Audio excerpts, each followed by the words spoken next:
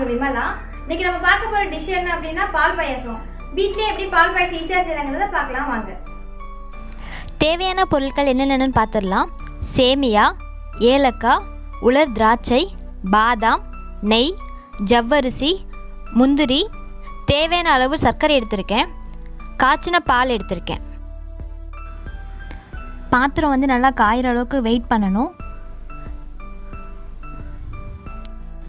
இப்போ பாத்திரம் காஞ்சதுக்கப்புறம் இதில் வந்து நெய் ஆட் பண்ணணும்.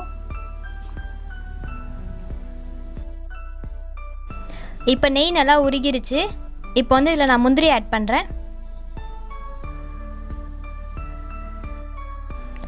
இது மாதிரி நட்ஸ் எல்லாம் வந்து நெய்யில் வந்து வறுக்கும் போது வந்து சிம்மில் வச்சுக்கணும். லோ ஃப்ளேம்லேயே வந்துட்டு அதை வந்து லைட்டாக வந்து பொன்னிறம் ஆகிற வரைக்கும் அதை நல்லா ஃப்ரை பண்ணணும். இப்போ வந்து முந்திரி வந்து கலர் சேஞ்ச் ஆயிடுச்சு, பொன்னிறம் ஆயிடுச்சு.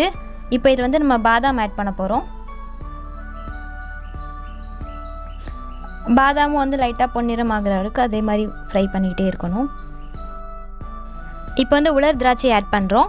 உலர் திராட்சையை வந்து நெய்யில் போட்டதுமே உடனே வந்து பஃபியாக ஆயிரும். ரொம்ப நேரம் அதை ஃப்ரை பண்ணுங்கிற அவசியம் கிடையாது. இப்போ திராட்சை வந்து நல்லா உப்பி வந்துருச்சு. இப்போ வந்து இதை வந்து வேறு பாத்திரத்தில் வந்து மாற்றிக்கலாம்.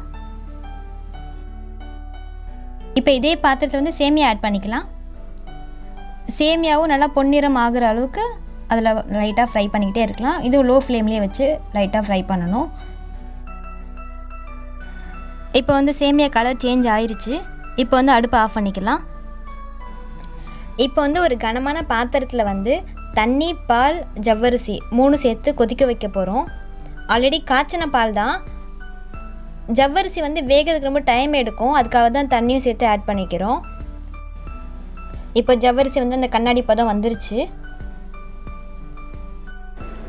இப்போ வறுத்து வச்சுருக்க சேமியாவை ஆட் பண்ணுறோம். சேமியா ஆட் பண்ணதுக்கப்புறமா அடி பிடிக்காமல் இருக்க லைட்டாக அடிக்கடி கிண்டி விட்டுகிட்டே இருக்கணும்.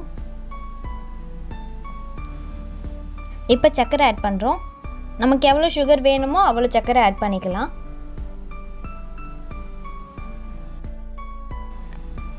இப்போது வாசனைக்காக வந்து ஒரு 2 ஏலக்காய் வந்து ஆட் பண்ணுறேன், இடித்து வச்சுருக்கேன், அதை ஆட் பண்ணுறேன். இப்போ சேமியா நல்லா வெந்துருச்சு. உங்களுக்கு எவ்வளோ பால் வேணுமோ அவ்வளோ பால் ஆட் பண்ணிக்கலாம். உங்களுக்கு எவ்வளோ திக்னஸ் வேணுமோ அதுக்கேற்ற மாதிரி நீங்கள் ஆட் பண்ணி யூஸ் பண்ணிக்கலாம். இப்போ நம்ம ஆல்ரெடி ஃப்ரை பண்ணி வச்சுருந்த நட்ஸை வந்து இதில் சேர்த்து ஆட் பண்ணிக்கலாம். ரொம்ப ஸ்வீட்டான பால் பாயாசம் ரெடி ஆயிடுச்சு. ரியலாகவே நான் செஞ்ச பால் பாயாசம் ரொம்ப ஸ்வீட்டாக இருந்துச்சு. நீங்கள் எல்லாம் வீட்டில் ட்ரை பண்ணி பாருங்கள். ரொம்ப ஈஸியான மெத்தட் தான் சொல்லி கொடுத்துருக்கேன். எல்லோரும் வீட்டில் ட்ரை பண்ணி பாருங்கள். இந்த வீடியோ உங்களுக்கு பிடிச்சிருந்துச்சி அப்படின்னா என் சேனல் லைக் பண்ணுங்கள், கமெண்ட் பண்ணுங்கள், ஷேர் பண்ணுங்கள். மறக்காமல் சப்ஸ்கிரைப் பண்ணுங்கள். தேங்க்யூ.